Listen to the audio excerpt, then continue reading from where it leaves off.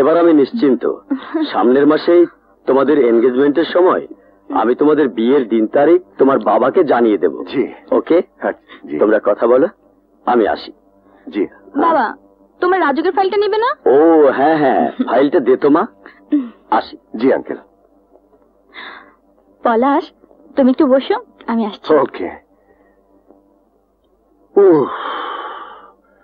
চন্দ্র আমার বাপের অভিনয়টা ভালো করছে, এই যাত্রা বাঁচা গেছে। সামনের মাসে এঙ্গেজমেন্ট হলে তো মিলির জন্য একটা দামি আংটি কিনতে হবে। এত টাকা পাবো কোথায়? যে করে হোক বাবার কাছ থেকে টাকাটা জোগাড় করতেই হবে।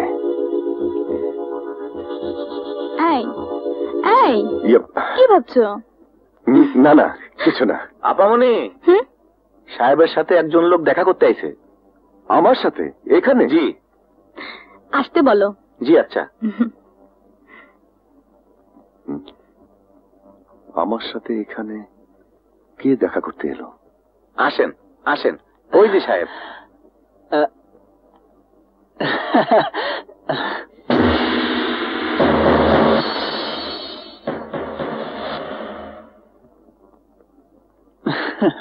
তুই তুই এখানে কেন এসেছিস? ভাইয়া চুপ, ওসব সম্পর্ক আমি ভুলে গেছি। ভাইয়া। পলাশ, ছেলেটাকে? আর বলো না, আমাদের জমিদারির পুরনো চাকরের ছেলে। পুরানো চাকর? হ্যাঁ, চাকর নয় তো কি। মাস গেলে আমার বাবার কাছ থেকে টাকা না হলে যাদের সংসার চলে না, তাদের চাকর বলবো না কি বলবো? আরে তুমি জানো না মিলে, টাকা ছাড়া ওরা কিছুই চেনে না। এই মুহূর্তে তুই এই শহর ছেড়ে গ্রামে চলে যাবি। এইখানে একসাথে দেখছি, তারপর থাকার কোনো ইচ্ছেই আমার নাই। কিন্তু সাহেব, আপনার বাড়ির পুরানো চাকরে কি কব? আপনার কথা শুনলে ওনারা যে কষ্ট পাইব। ওদের বলবি আমি যা কিছু করছি ওদের ভালোর জন্য করছি। সময় হলে আমি নিজে গিয়ে ওদের সাথে দেখা করব। এবার যা। আরে জানা রাফিস, এই নে গাড়ি ভাড়া। লাগবো না স্যার, আপনার পুরানো চাকর আমার গাড়ি ভাড়া দিয়েই পাঠাইছে।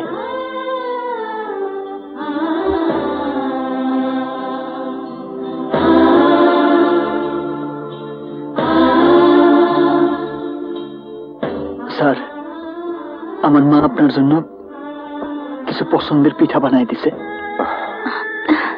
Thank you. আসি স্যার।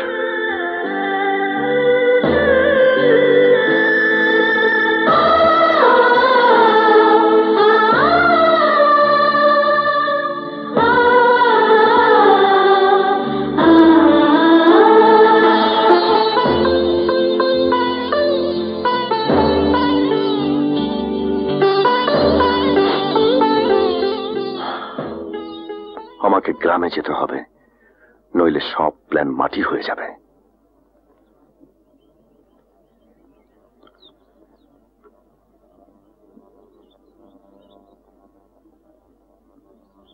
শিমুল, কিরে ঢাকা থেকে আইসা পলাশের খবর তো কিছুই করলি না, কই যাস তুই?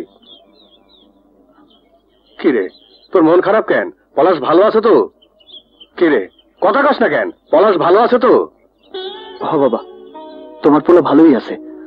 শহরে থেকে তার বিরাট উন্নতি হয়েছে। দেখতে হইব না পোলাটা কার? আরে আমার ওই সন্তানই তো আমার অহংকার। এই ওরে টাকাগুলো দিছিলি তো? কিরে চুপ করে আসিস কেন? টাকাগুলো দিছিলি তো? হ দিছি। শিমুলের মা, ব্যাপারটা কি? ওর কথা শুনে মনে হইতেছে ও আমার কাছে কিছু লুকাইতেছে। দূরও কি লুকাইব? মা, পলাশ, মা, পলাশ, আমার পলাশ, বাবা, আমার বাবা। থাক থাক বাবা, থাক। থাক। কেমন আছিস বাবা? পলাশ, তুই হঠাৎ করে? বাবা তোমার কাছে একটা জরুরি কাজে আইছি। জরুরি কাজ? হ্যাঁ বাবা।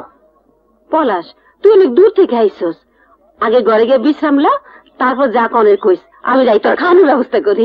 যাও আয়। এমন কি কাম বাবা যার জন্য তোরা ঢাকা থেকে ছুটে আইতে হইলো? টাকার জন্য। টাকা? কেন শিমুল তোরা টাকা দেয় নাই? কি কইতেছ? শিমুল তো আমার কাছে যাই নাই। শিমুল তোর কাছে যায় নাই? না। বাবা শোনো, শিমুলের বিচার তুমি পরে করতে পারবা, আগে আমার কথা শোনো। সামনে আমার ফাইনাল পরীক্ষা, পরীক্ষার ফিস আর কয়টা বই কেনার জন্য আমার বেশ কিছু টাকা লাগবো। কয় টাকা? 30,000 টাকা লাগবো। 30,000? হ্যাঁ বাবা, এই টাকা না হইলে আমি পরীক্ষা দিতে পারব না। আর যদি তাই হয় তাইলে আমার নিয়ে যে স্বপ্ন দেখতেছ সব বৃথা হয়ে যায়। না না, এ হইতে পারে না, পরীক্ষা তোরা দিতেই হইব। টাকা জমা দেওয়ার শেষ তারিখ কবে রে? কাইলে শেষ তারিখ। বাবা টাকা কি আজকে জোগাড় হইব? সামান্য টাকা হইলে কথা ছিল, কিন্তু এত টাকা আমি তো কিছু বুঝতে পারতেছি না। জোরদারের সাথে কথা বলে দেখি। হ্যাঁ, আমি আর তোমারে কোনো টাকা দিতে পারুম না। উল্টা যা দিছো তা যদি আগামী 1 মাসের মধ্যে শোধ করতে না পারো, আমি তোমার ভিটা ছাড়া করুম। দেখেন, আমি আপনার আয় ছোট লোকের বাচ্চা, তুই এখান থেকে যাবি না মায়ের খাবি? বাবা শওকত, তোমার বাবা যা দেখছে তা সত্যি হতে পারে না। আমার পোলা এমন না। ও তাইলে তুই এমনি যাবি না? দেখ যাওয়াইতাছি।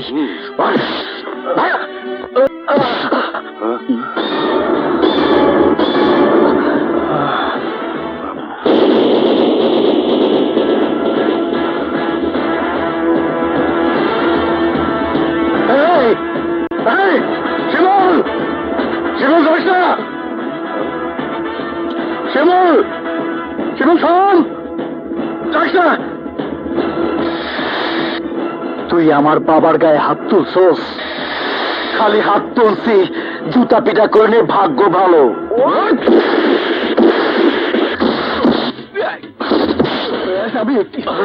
তোরে আমি মাইরে ফেলাবো।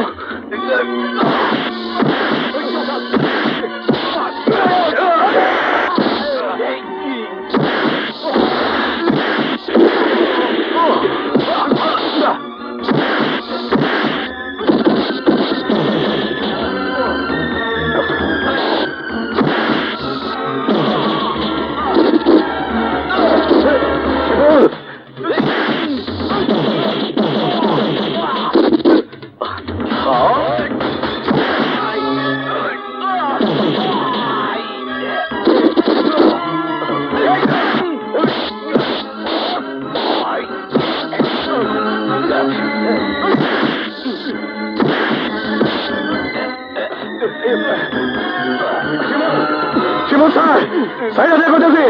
শিমুল